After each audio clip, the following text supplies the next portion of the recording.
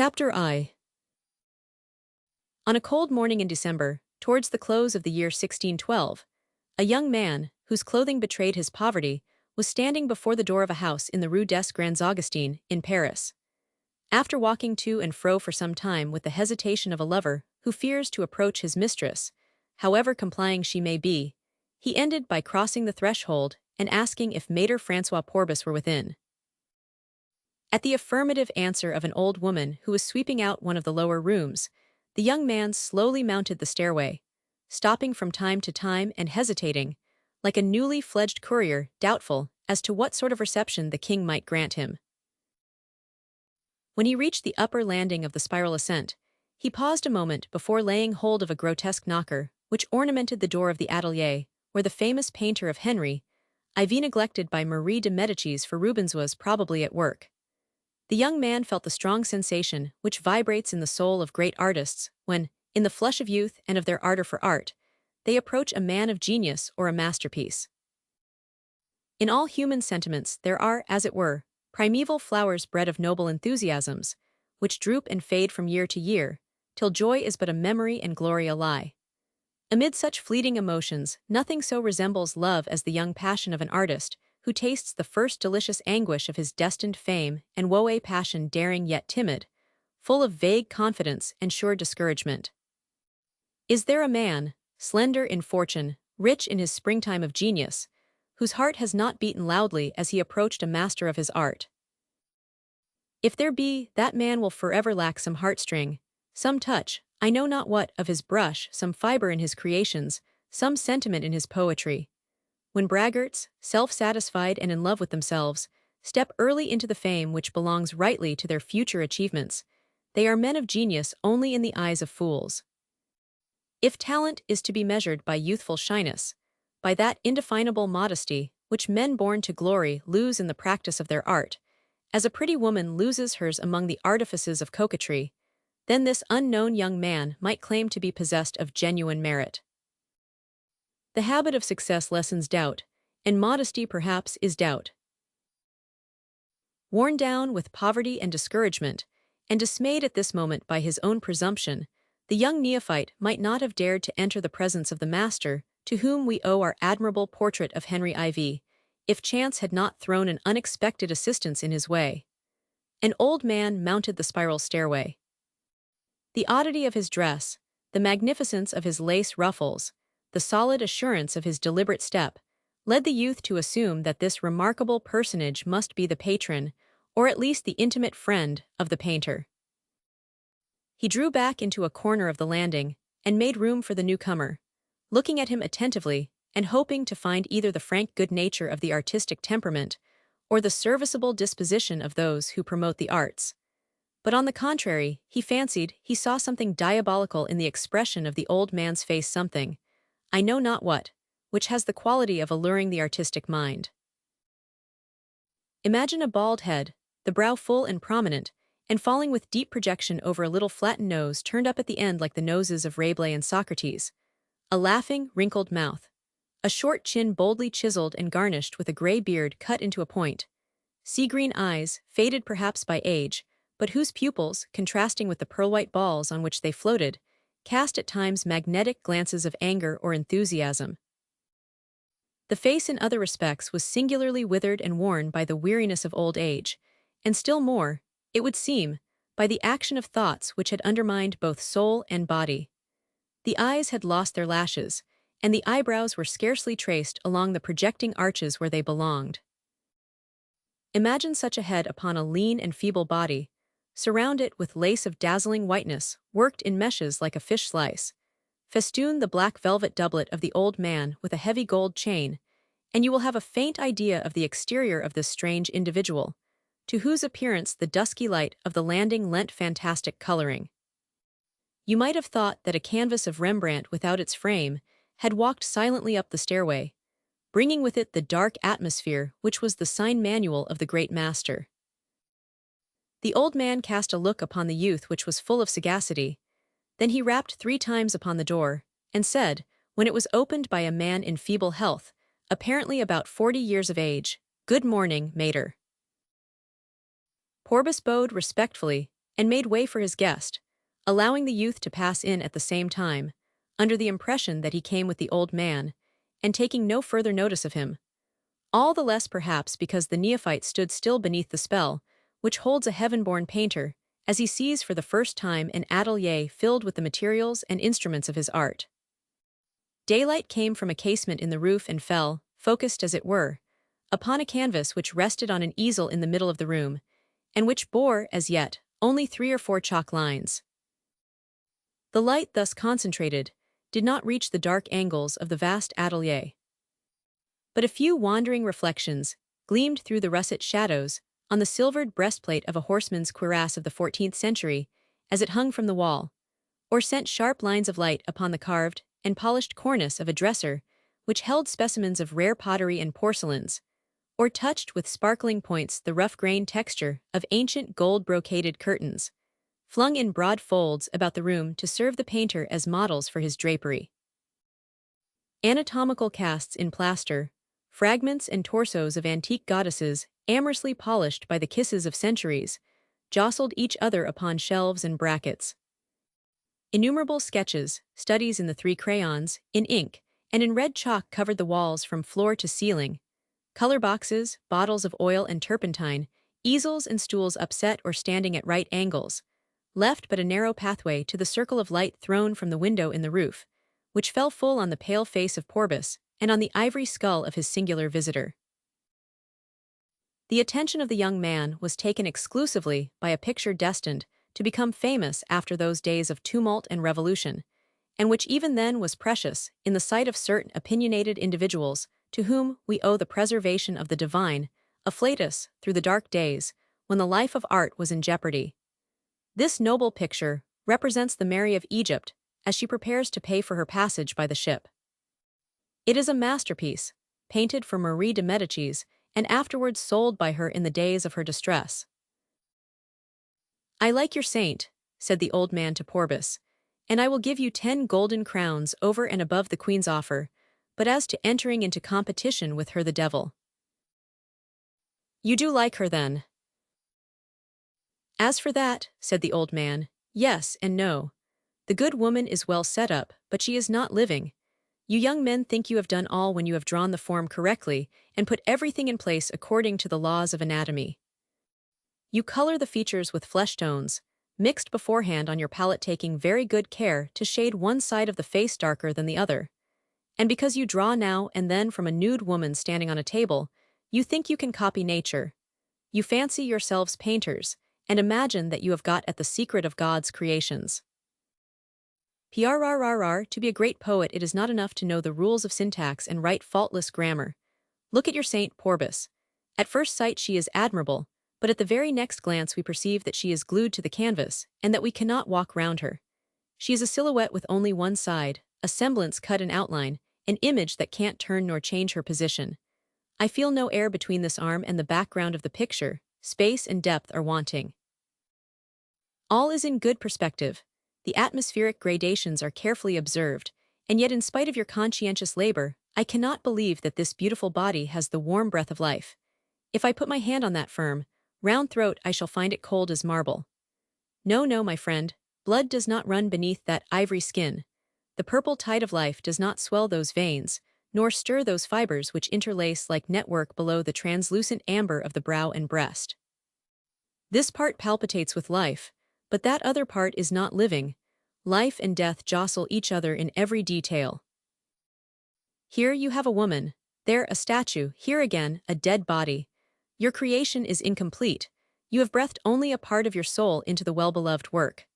The torch of Prometheus went out in your hands over and over again. There are several parts of your painting on which the celestial flame never shone. "But why is it so, my dear master?" said Porbus humbly, while the young man could hardly restrain a strong desire to strike the critic. "Ah, that is the question," said the little old man. "You are floating between 2 systems, between drawing and color, between the patient phlegm and honest stiffness of the old Dutch masters and the dazzling warmth and abounding joy of the Italians. You have tried to follow at one and the same time Hans Holbein and Titian, Albrecht Dürer and Paul Veronese. Well, well, it was a glorious ambition, but what is the result? You have neither the stern attraction of severity, nor the deceptive magic of the chiaroscuro. See, at this place the rich, clear color of Titian has forced out the skeleton outline of Albrecht Dürer, as molten bronze might burst and overflow a slender mold. Here and there the outline has resisted the flood, and holds back the magnificent torrent of Venetian color. Your figure is neither perfectly well painted nor perfectly well drawn. It bears throughout the signs of this unfortunate indecision. If you did not feel that the fire of your genius was hot enough to weld into one the rival methods, you ought to have chosen honestly the one or the other, and thus attained the unity which conveys one aspect at least of life. As it is, you are true only on your middle plane. Your outlines are false, they do not round upon themselves, they suggest nothing behind them. There is truth here, said the old man, pointing to the bosom of the saint, and here, showing the spot where the shoulder ended against the background. But there, he added, returning to the throat, it is all false. Do not inquire into the why and wherefore, I should fill you with despair. The old man sat down on a stool, and held his head in his hands for some minutes in silence. Master, said Porbus at length, I studied that throat from the nude, but to our sorrow, there are effects in nature which become false or impossible when placed on canvas. The mission of art is not to copy nature, but to represent it.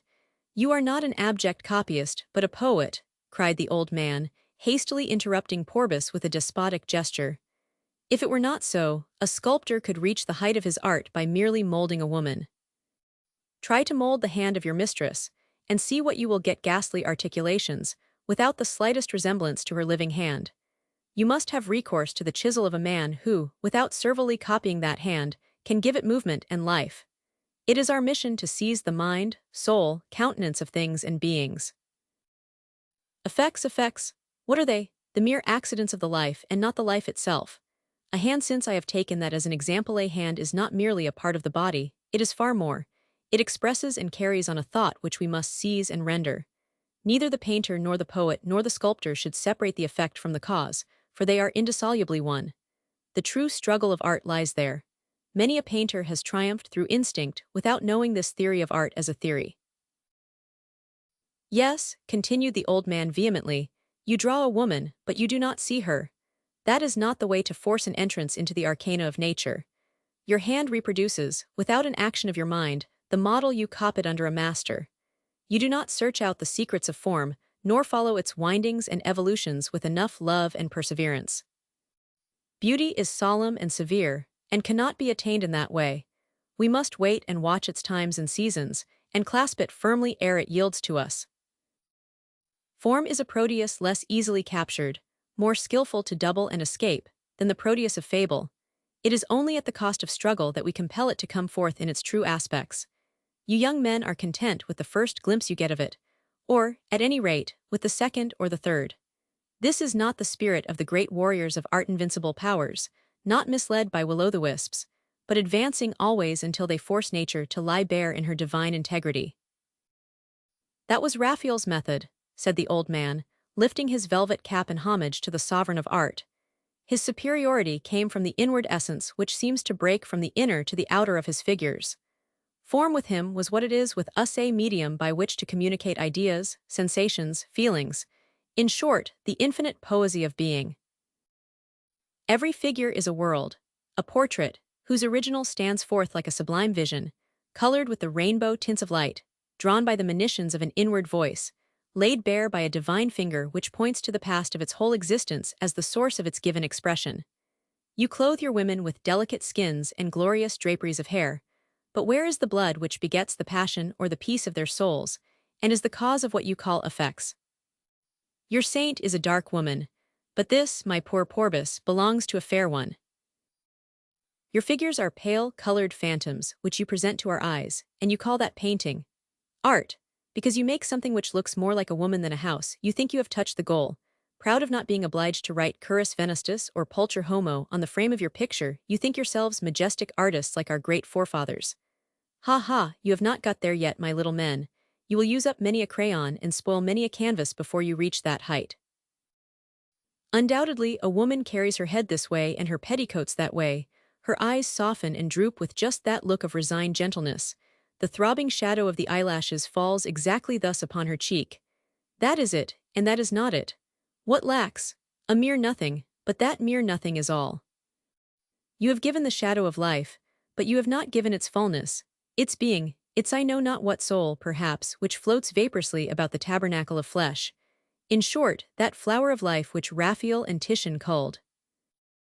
Start from the point you have now attained, and perhaps you may yet paint a worthy picture. You grew weary too soon. Mediocrity will extol your work, but the true artist smiles. O Mabius, O my master, added this singular person, you were a thief, you have robbed us of your life, your knowledge, your art. But at least, he resumed after a pause, this picture is better than the paintings of that rascally Rubens, with his mountains of Flemish flesh daubed with vermilion, his cascades of red hair, and his hurly-burly of color. At any rate, you have got the elements of color, drawing, and sentiment, the three essential parts of art. But the saint is sublime, good sir, cried the young man in a loud voice, waking from a deep reverie. These figures, the saint and the boatman, have a subtle meaning which the Italian painters cannot give. I do not know one of them who could have invented that hesitation of the boatman. Does the young fellow belong to you? Asked Porbus of the old man. Alas, mater, forgive my boldness, said the neophyte, blushing. I am all unknown, only a dauber by instinct. I have just come to Paris, that fountain of art and science. Let us see what you can do, said Porbus, giving him a red crayon and a piece of paper. The unknown copied the saint, with an easy turn of his hand. Oh, oh, exclaimed the old man, what is your name? The youth signed the drawing, Nicolas Poussin. Not bad for a beginner, said the strange being who had discoursed so wildly. I see that it is worthwhile to talk art before you. I don't blame you for admiring Porbus's saint. It is a masterpiece for the world at large. Only those who are behind the veil of the Holy of Holies can perceive its errors. But you are worthy of a lesson, and capable of understanding it. I will show you how little is needed to turn that picture into a true masterpiece. Give all your eyes and all your attention. Such a chance of instruction may never fall in your way again. Your palette, Porbus. Porbus fetched his palette and brushes. The little old man turned up his cuffs with convulsive haste, slipped his thumb through the palette charged with prismatic colors, and snatched, rather than took, the handful of brushes which Porbus held out to him. As he did so, his beard, cut to a point, seemed to quiver with the eagerness of an incontinent fancy, and while he filled his brush he muttered between his teeth. Colors fit to fling out of the window with the man who ground them crude, false, revolting. Who can paint with them? Then he dipped the point of his brush with feverish haste into the various tints, running through the whole scale with more rapidity than the organist of a cathedral runs up the gamut of the O Filii at Easter. Porbus and Poussin stood motionless on either side of the easel, plunged in passionate contemplation. See, young man, said the old man without turning round, see how with 3 or 4 touches and a faint bluish glaze you can make the air circulate round the head of the poor saint, who was suffocating in that thick atmosphere. Look how the drapery now floats, and you see that the breeze lifts it. Just now it looked like heavy linen held out by pins. Observe that the satiny luster I am putting on the bosom gives it the plump suppleness of the flesh of a young girl. See how this tone of mingled reddish-brown and ochre warms up the cold grayness of that large shadow where the blood seemed to stagnate rather than flow. Young man, what I am showing you now no other master in the world can teach you. Mabius alone knew the secret of giving life to form. Mabius had but one pupil, and I am he. I never took a pupil, and I am an old man now. You are intelligent enough to guess at what should follow from the little that I shall show you today. While he was speaking, the extraordinary old man was giving touches here and there to all parts of the picture. Here 2 strokes of the brush, there 1, but each so telling that together they brought out a new painting, a painting steeped, as it were, in light. He worked with such passionate ardor that the sweat rolled in great drops from his bald brow, and his motions seemed to be jerked out of him with such rapidity and impatience that the young Poussin fancied a demon, encased with the body of this singular being, was working his hands fantastically like those of a puppet without, or even against, the will of their owner.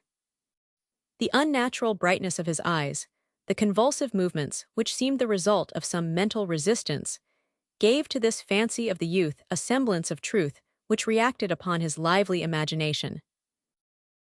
The old man worked on, muttering half to himself, half to his neophyte. "Paff, paff, paff, that is how we butter it on, young man. Ah, my little Pats, you are right, warm up that icy tone. Come, come, pawn, pawn, pawn," he continued, touching up the spots where he had complained of a lack of life, hiding under layers of color the conflicting methods, and regaining the unity of tone essential to an ardent Egyptian. "Now see, my little friend, it is only the last touches of the brush that count for anything. Porbus put on 100, I have only put on 1 or 2. Nobody will thank us for what is underneath, remember that." At last the demon paused. The old man turned to Porbus and Poussin, who stood mute with admiration, and said to them, "It is not yet equal to my beautiful nut girl, still one can put one's name to such a work. Yes, I will sign it," he added, rising to fetch a mirror in which to look at what he had done. "Now let us go and breakfast. Come both of you to my house. I have some smoked ham and good wine. Hey, hey, in spite of the degenerate times we will talk painting, we are strong ourselves. Here is a little man," he continued, striking Nicolas Poussin on the shoulder, "who has the faculty." Observing the shabby cap of the youth, he pulled from his belt a leathern purse from which he took 2 gold pieces and offered them to him, saying, "I buy your drawing." "Take them," said Porbus to Poussin, seeing that the latter trembled and blushed with shame, for the young scholar had the pride of poverty. "Take them, he has the ransom of 2 kings in his pouch." The 3 left the atelier and proceeded, talking all the way of art, to a handsome wooden house standing near the Pont Saint-Michel, whose window casings and arabesque decoration amazed Poussin. The embryo painter soon found himself in one of the rooms on the ground floor seated, beside a good fire, at a table covered with appetizing dishes, and by unexpected good fortune, in company with 2 great artists who treated him with kindly attention. "Young man," said Porbus, observing that he was speechless with his eyes fixed on a picture, "do not look at that too long, or you will fall into despair." It was the Adam of Mabius, painted by that wayward genius to enable him to get out of the prison where his creditors had kept him so long. The figure presented such fullness and force of reality that Nicolas Poussin began to comprehend the meaning of the bewildering talk of the old man. The latter looked at the picture with a satisfied but not enthusiastic manner, which seemed to say, "I have done better myself." "There is life in the form," he remarked. "My poor master surpassed himself there, but observe the want of truth in the background. The man is living, certainly, he rises and is coming towards us. But the atmosphere, the sky, the air that we breathe, see, feel, where are they? Besides, that is only a man, and the being who came first from the hand of God must needs have had something divine about him which is lacking here." Mabius said so himself with vexation in his sober moments. Poussin looked alternately at the old man, and at Porbus with uneasy curiosity. He turned to the latter as if to ask the name of their host, but the painter laid a finger on his lips with an air of mystery, and the young man, keenly interested, kept silence, hoping that sooner or later some word of the conversation might enable him to guess the name of the old man, whose wealth and genius were sufficiently attested by the respect which Porbus showed him, and by the marvels of art heaped together in the picturesque apartment. Poussin, observing against the dark paneling of the wall a magnificent portrait of a woman, exclaimed aloud, "What a magnificent Giorgione!" "No," remarked the old man, "that is only one of my early daubs." "Zounds," cried Poussin naively, "are you the king of painters?" The old man smiled, as if long accustomed to such homage. "Mater Frenhofer," said Porbus, "could you order up a little of your good Rhine wine for me?" "2 casks," answered the host, "one to pay for the pleasure of looking at your pretty sinner this morning, and the other as a mark of friendship." "Ah, if I were not so feeble," resumed Porbus, "and if you would consent to let me see your beautiful nut girl, I too could paint some lofty picture, grand and yet profound, where the forms should have the living life." "Show my work," exclaimed the old man with deep emotion. "No, no, I have still to bring it to perfection. Yesterday, towards evening, I thought it was finished. Her eyes were liquid, her flesh trembled, her tresses waved, she breathed. And yet, though I have grasped the secret of rendering on a flat canvas the relief and roundness of nature, this morning at dawn I saw many errors. Ah, to attain that glorious result, I have studied to their depths the masters of color. I have analyzed and lifted, layer by layer, the colors of Titian, king of light. Like him, great sovereign of art, I have sketched my figure in light clear tones of supple yet solid color, for shadow is but an accident, remember that, young man. Then I worked backward, as it were, and by means of half-tints, and glazings whose transparency I kept diminishing little by little, I was able to cast strong shadows deepening almost to blackness. The shadows of ordinary painters are not of the same texture as their tones of light. They are wood, brass, iron, anything you please except flesh and shadow. We feel that if the figures changed position, the shady places would not be wiped off, and would remain dark spots which never could be made luminous. I have avoided that blunder, though many of our most illustrious painters have fallen into it. In my work you will see whiteness beneath the opacity of the broadest shadow. Unlike the crowd of ignoramuses, who fancy they draw correctly because they can paint one good vanishing line, I have not dryly outlined my figures, nor brought out superstitiously minute anatomical details. For, let me tell you, the human body does not end off with a line. In that respect, sculptors get nearer to the truth of nature than we do. Nature is all curves, each wrapping or overlapping another. To speak rigorously, there is no such thing as drawing. Do not laugh, young man. No matter how strange that saying seems to you, you will understand the reasons for it one of these days. A line is a means by which man explains to himself the effect of light upon a given object, but there is no such thing as a line in nature, where all things are rounded and full. It is only in modeling that we really draw, in other words, that we detach things from their surroundings and put them in their due relief. The proper distribution of light can alone reveal the whole body. For this reason, I do not sharply define lineaments. I diffuse about their outline a haze of warm, light half-tints, so that I defy anyone to place a finger on the exact spot where the parts join the groundwork of the picture. If seen nearby, this sort of work has a woolly effect, and is wanting in nicety and precision. But go a few steps off and the parts fall into place. They take their proper form and detach themselves, the body turns, the limbs stand out, we feel the air circulating around them. Nevertheless, he continued sadly, I am not satisfied, there are moments when I have my doubts. Perhaps it would be better not to sketch a single line. I ask myself if I ought not to grasp the figure first by its highest lights and then work down to the darker portions. Is not that the method of the sun, divine painter of the universe? O nature, nature, who has ever caught thee in thy flights? Alas, the heights of knowledge, like the depths of ignorance, lead to unbelief. I doubt my work. The old man paused, then resumed. For 10 years I have worked, young man, but what are 10 short years in the long struggle with nature?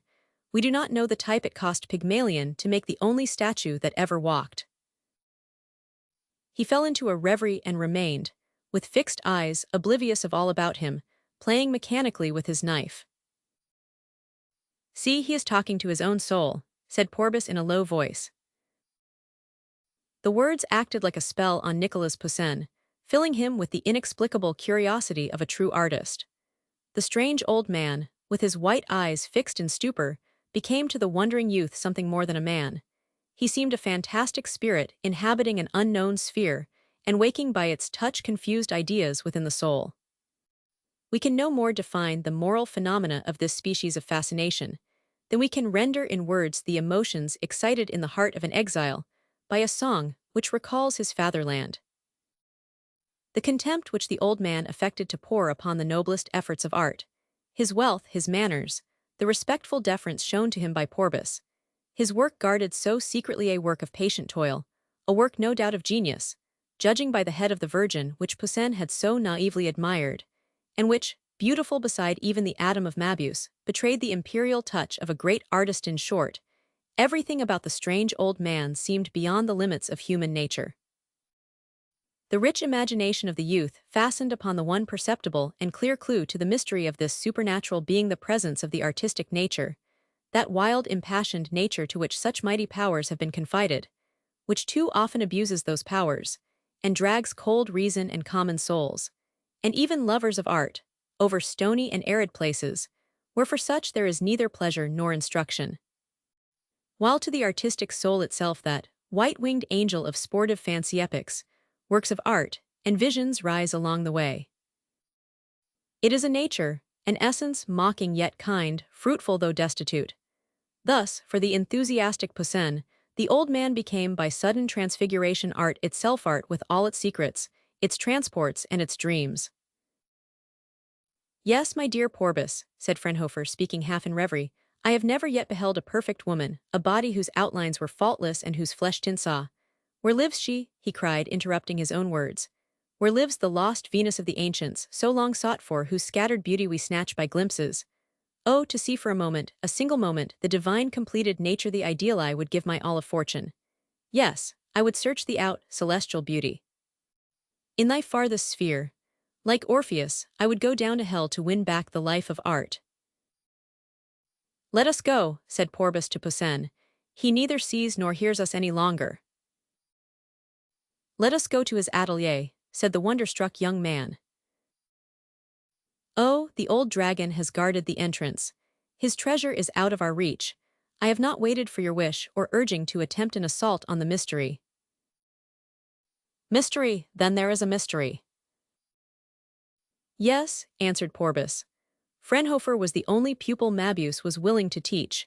He became the friend, savior, father of that unhappy man, and he sacrificed the greater part of his wealth to satisfy the mad passions of his master.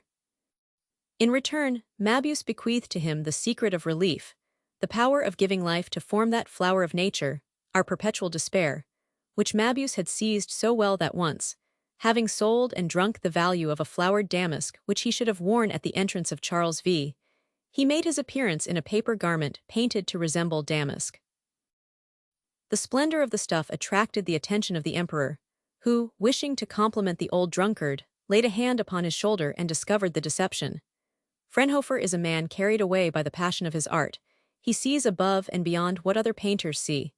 He has meditated deeply on color and the absolute truth of lines, but by dint of much research, much thought, much study, he has come to doubt the object for which he is searching. In his hours of despair, he fancies that drawing does not exist, and that lines can render nothing but geometric figures. That, of course, is not true, because with a black line which has no color we can represent the human form.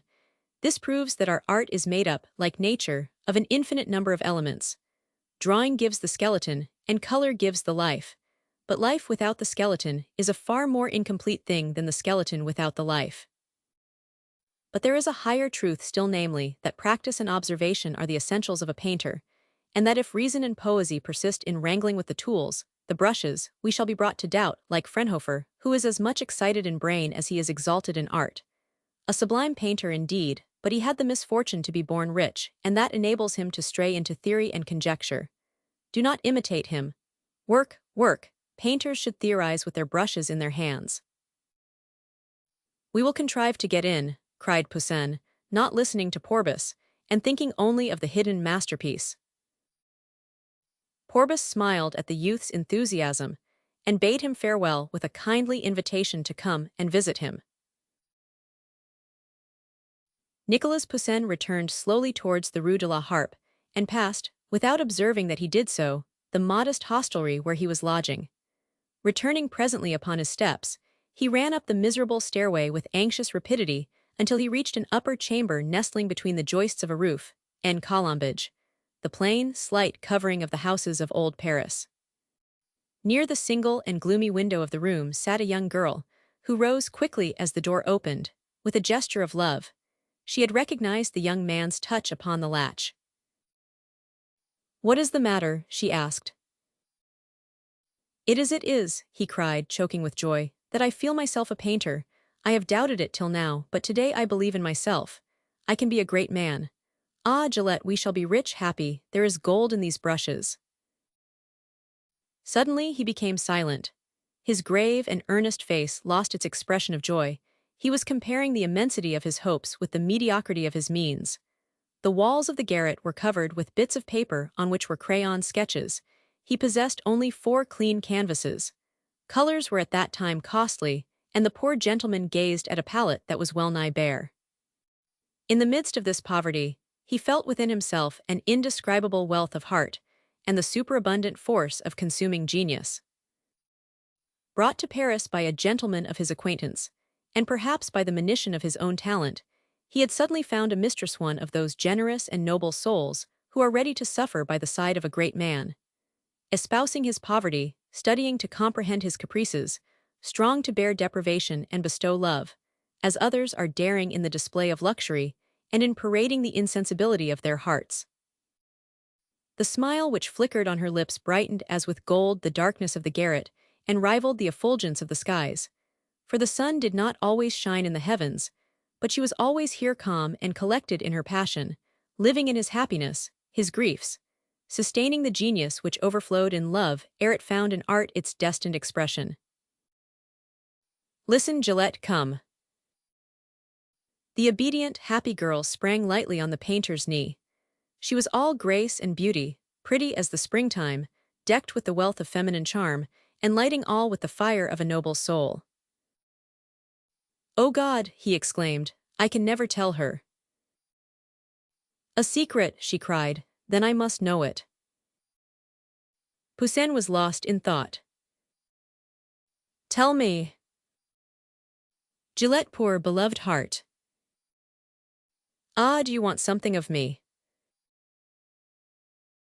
"If you want me to pose as I did the other day," she said, with a little pouting air, "I will not do it. Your eyes say nothing to me then. You look at me but you do not think of me. Would you like me to copy another woman?" "Perhaps," she answered, "if she were very ugly." "Well," continued Poussin, in a grave tone, "if to make me a great painter it were necessary to pose to someone else."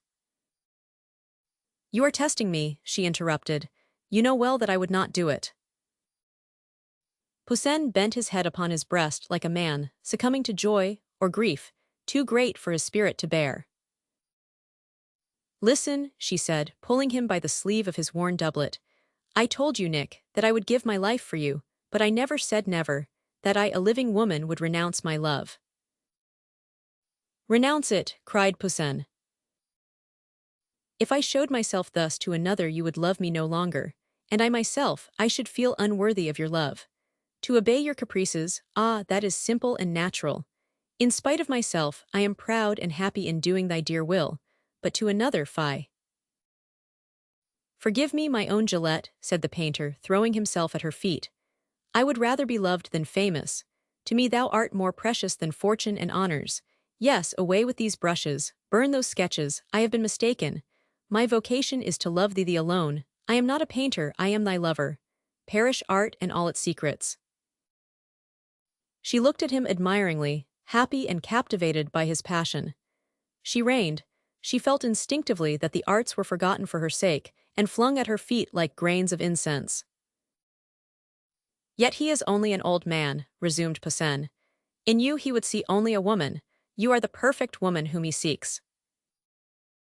"Love should grant all things," she exclaimed, ready to sacrifice love's scruples to reward the lover who thus seemed to sacrifice his art to her. "And yet," she added, "it would be my ruin. Ah, to suffer for thy good, yes, it is glorious, but thou wilt forget me. How came this cruel thought into thy mind?" "It came there, and yet I love thee," he said, with a sort of contrition. "Am I, then, a wretch?" "Let us consult Pierre Hardouin." "No, no, it must be a secret between us." "Well, I will go, but thou must not be present," she said. "Stay at the door, armed with thy dagger. If I cry out, enter and kill the man." Forgetting all but his art, Poussin clasped her in his arms. "He loves me no longer," thought Gillette when she was once more alone. She regretted her promise, but before long, she fell a prey to an anguish far more cruel than her regret, and she struggled vainly to drive forth a terrible fear which forced its way into her mind. She felt that she loved him less as the suspicion rose in her heart that he was less worthy than she had thought him.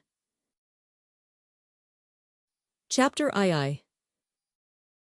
3 months after the first meeting of Porbus and Poussin, the former went to see Mater Frenhofer. He found the old man a prey to one of those deep, self-developed discouragements, whose cause, if we are to believe the mathematicians of health, lies in a bad digestion, in the wind, in the weather, in some swelling of the intestines, or else, according to casuists, in the imperfections of our moral nature. The fact being that the good man was simply worn out by the effort to complete his mysterious picture.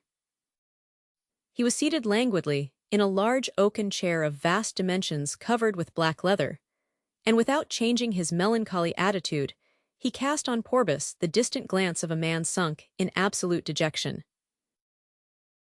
"Well, mater," said Porbus, "was the distant ultramarine for which you journeyed to Brussels worthless? Are you unable to grind a new white? Is the oil bad or the brushes restive?" "Alas," cried the old man, "I thought for one moment that my work was accomplished, but I must have deceived myself in some of the details. I shall have no peace until I clear up my doubts. I am about to travel. I go to Turkey, Asia, Greece in search of models. I must compare my picture with various types of nature. It may be that I have up there," he added, letting a smile of satisfaction flicker on his lip, nature herself. "At times I am half afraid that a brush may wake this woman, and that she will disappear from sight." He rose suddenly, as if to depart at once. "Wait," exclaimed Porbus. "I have come in time to spare you the costs and fatigues of such a journey." "How so?" asked Fraunhofer, surprised. "Young Poussin is beloved by a woman whose incomparable beauty is without imperfection. But my dear master, if he consents to lend her to you, at least you must let us see your picture." The old man remained standing, motionless, in a state bordering on stupefaction. "What?" he at last exclaimed mournfully. "Show my creature, my spouse, tear off the veil with which I have chastely hidden my joy, it would be prostitution. For 10 years I have lived with this woman, she is mine, mine alone, she loves me. Has she not smiled upon me as, touch by touch, I painted her? She has a soul, the soul with which I endowed her. She would blush if other eyes than mine beheld her. Let her be seen. Where is the husband, the lover, so debased as to lend his wife to dishonor? When you paint a picture for the court you do not put your whole soul into it, you sell to courtiers your tricked-out lay figures. My painting is not a picture, it is a sentiment, a passion. Born in my atelier, she must remain a virgin there, she shall not leave it unclothed. Poesy and women give themselves bare like truth to lovers only. Have we the model of Raphael, the Angelica of Ariosto, the Beatrice of Dante? No, we see but their semblance. Well, the work which I keep hidden behind bolts and bars is an exception to all other art. It is not a canvas, it is a woman with whom I weep and laugh and think and talk. Would you have me resign the joy of 10 years as I might throw away a worn-out doublet? Shall I in a moment cease to be father, lover, creator? This woman is not a creature, she is my creation. Bring your young man, I will give him my treasures, paintings of Correggio, Michelangelo, Titian. I will kiss the print of his feet in the dust but make him my rival. Shame upon me. Ha! I am more a lover than I am a painter. I shall have the strength to burn my nut girl ere I render my last sigh, but suffer her to endure the glance of a young man, a painter. No, no, I would kill on the morrow the man who polluted her with a look. I would kill you, my friend, if you did not worship her on your knees, and think you I would submit my idol to the cold eyes and stupid criticisms of fools? Ah, love is a mystery. Its life is in the depths of the soul. It dies when a man says, even to his friend, here is she whom I love." The old man seemed to renew his youth. His eyes had the brilliancy and fire of life. His pale cheeks blushed a vivid red. His hands trembled. Porbus, amazed by the passionate violence with which he uttered these words, knew not how to answer a feeling so novel and yet so profound. Was the old man under the thraldom of an artist's fancy? Or did these ideas flow from the unspeakable fanaticism produced at times in every mind by the long gestation of a noble work? Was it possible to bargain with this strange and whimsical being? Filled with such thoughts, Porbus said to the old man, "Is it not woman for woman? Poussin lends his mistress to your eyes." "What sort of mistress is that?" cried Fraunhofer. "She will betray him sooner or later. Mine will be to me forever faithful." "Well," returned Porbus, "then let us say no more. But before you find, even in Asia, a woman as beautiful, as perfect, as the one I speak of, you may be dead, and your picture forever unfinished." "Oh, it is finished," said Fraunhofer. "Whoever sees it will find a woman lying on a velvet bed, beneath curtains. Perfumes are exhaling from a golden tripod by her side. He will be tempted to take the tassels of the cord that holds back the curtain. He will think he sees the bosom of Catherine Lescaut, a model called the beautiful nut girl. He will see it rise and fall with the movement of her breathing. yet I wish I could be sure. Go to Asia, then, said Porbus hastily, fancying he saw some hesitation in the old man's eye. Porbus made a few steps towards the door of the room. At this moment Gillette and Nicolas Poussin reached the entrance of the house. As the young girl was about to enter, she dropped the arm of her lover and shrank back as if overcome by a presentiment. "What am I doing here?" she said to Poussin, in a deep voice, looking at him fixedly. "Gillette, I leave you mistress of your actions, I will obey your will. You are my conscience, my glory. Come home, I shall be happy perhaps if you yourself." "Have I a self when you speak thus to me? Oh no, I am but a child. Come," she continued, seeming to make a violent effort. "If our love perishes, if I put into my heart a long regret, thy fame shall be the guerdon of my obedience to thy will. Let us enter. I may yet live again a memory on thy palate." Opening the door of the house, the two lovers met Porbus coming out. Astonished at the beauty of the young girl, whose eyes were still wet with tears, he caught her all trembling by the hand, and led her to the old master. "There," he cried, "is she not worth all the masterpieces in the world?" Fraunhofer quivered. Gillette stood before him in the ingenuous, simple attitude of a young Georgian, innocent and timid, captured by brigands and offered to a slave merchant. A modest blush suffused her cheeks, her eyes were lowered, her hands hung at her sides, strength seemed to abandon her, and her tears protested against the violence done to her purity. Poussin cursed himself, and repented of his folly in bringing this treasure from their peaceful garret. Once more he became a lover rather than an artist. Scruples convulsed his heart as he saw the eye of the old painter regain its youth, and with the artist's habit, disrobe as it were the beauteous form of the young girl. He was seized with the jealous frenzy of a true lover. "Gillette," he cried, "let us go." At this cry, with its accent of love, his mistress raised her eyes joyfully and looked at him. Then she ran into his arms. "Ah, you love me still," she whispered, bursting into tears. Though she had had strength to hide her suffering, she had none to hide her joy. "Let me have her for one moment," exclaimed the old master, "and you shall compare her with my Catherine. Yes, yes, I consent." There was love in the cry of Fraunhofer, as in that of Poussin, mingled with jealous coquetry on behalf of his semblance of a woman. He seemed to revel in the triumph which the beauty of his virgin was about to win over the beauty of the living woman. "Do not let him retract," cried Porbus, striking Poussin on the shoulder. "The fruits of love wither in a day, those of art are immortal." "Can it be," said Gillette, looking steadily at Poussin and at Porbus, "that I am nothing more than a woman to him?" She raised her head proudly, and as she glanced at Fraunhofer with flashing eyes, she saw her lover gazing once more at the picture he had formerly taken for a Giorgione. "Ah," she cried, "let us go in, he never looked at me like that." "Old man," said Poussin, roused from his meditation by Gillette's voice, "see this sword. I will plunge it into your heart at the first cry of that young girl. I will set fire to your house, and no one shall escape from it. Do you understand me?" His look was gloomy and the tones of his voice were terrible. His attitude, and above all the gesture with which he laid his hand upon the weapon, comforted the poor girl, who half forgave him for thus sacrificing her to his art and to his hopes of a glorious future. Porbus and Poussin remained outside the closed door of the atelier, looking at one another in silence. At first the painter of the Egyptian Mary uttered a few exclamations. "Ah, she unclothes herself. He tells her to stand in the light, he compares them." But he grew silent as he watched the mournful face of the young man, for though old painters have none of such petty scruples in presence of their art, yet they admire them in others, when they are fresh and pleasing. The young man held his hand on his sword, and his ear seemed glued to the panel of the door.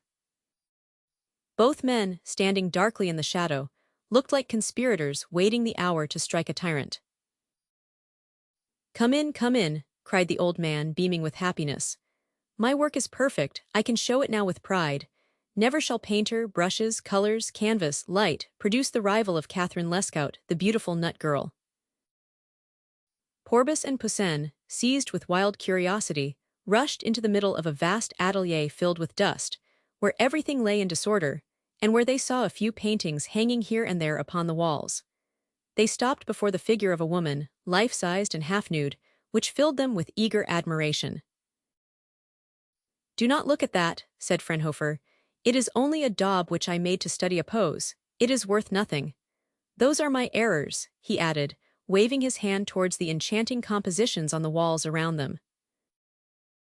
At these words Porbus and Poussin, amazed at the disdain which the master showed for such marvels of art, looked about them for the secret treasure, but could see it nowhere. "There it is," said the old man, whose hair fell in disorder about his face, which was scarlet with supernatural excitement. His eyes sparkled, and his breast heaved like that of a young man beside himself with love. "Ah," he cried, "did you not expect such perfection? You stand before a woman and you are looking for a picture. There are such depths on that canvas, the air within it is so true that you are unable to distinguish it from the air you breathe. Where is art? Departed, vanished. Here is the form itself of a young girl. Have I not caught the color, the very life of the line which seems to terminate the body? The same phenomenon which we notice around fishes in the water is also about objects which float in air. See how these outlines spring forth from the background. Do you not feel that you could pass your hand behind those shoulders? For 7 years have I studied these effects of light coupled with form.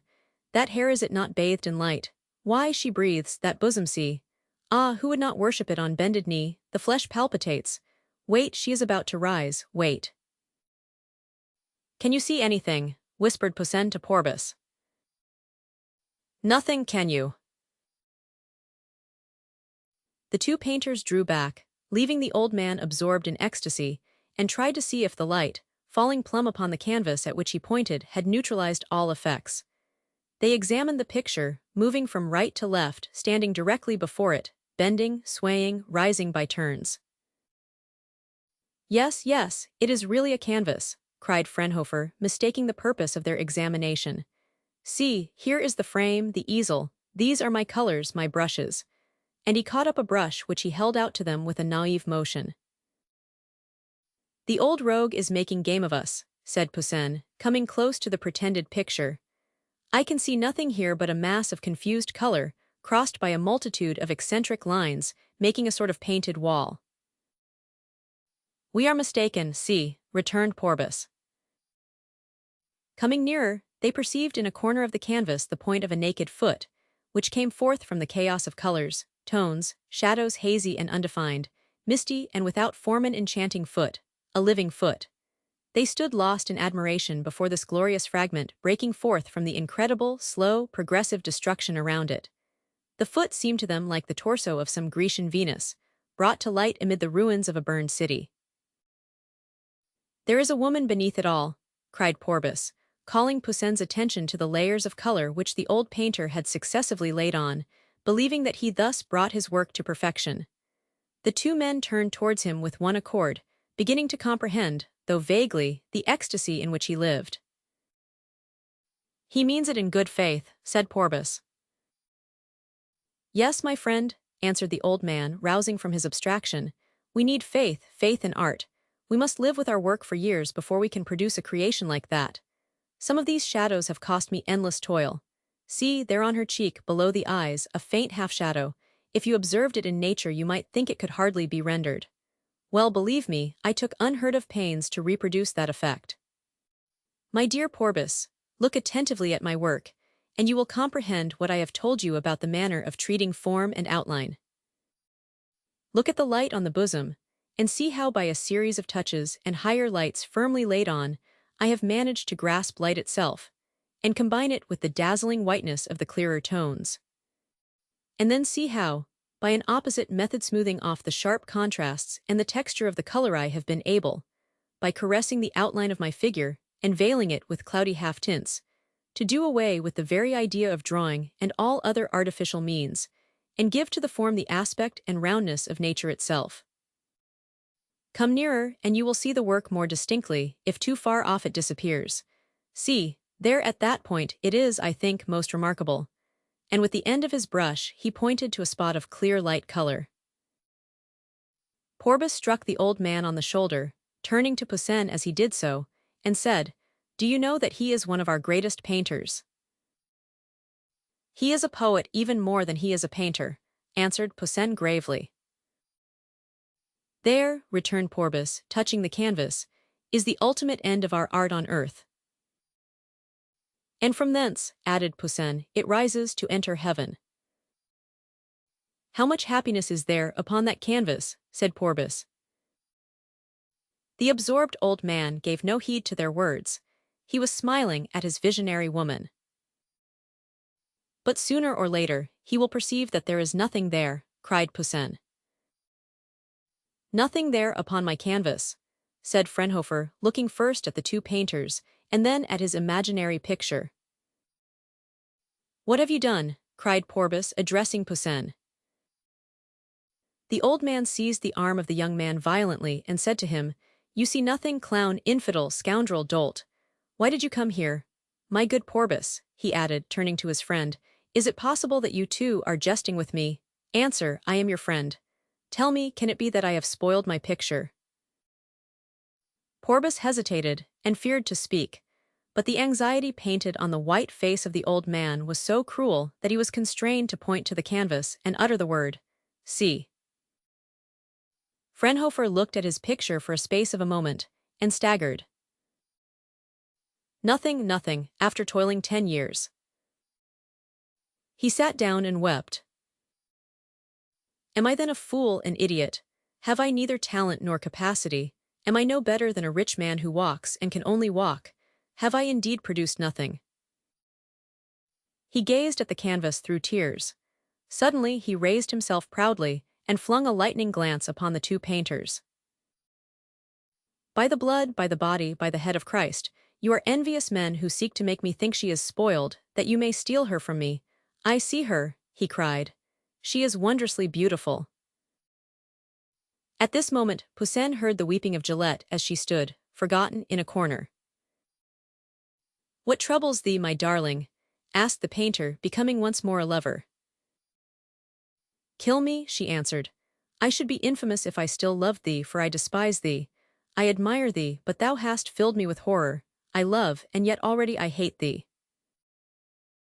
While Poussin listened to Gillette, Fraunhofer drew a green curtain before his Catherine, with the grave composure of a jeweler locking his drawers when he thinks that thieves are near him.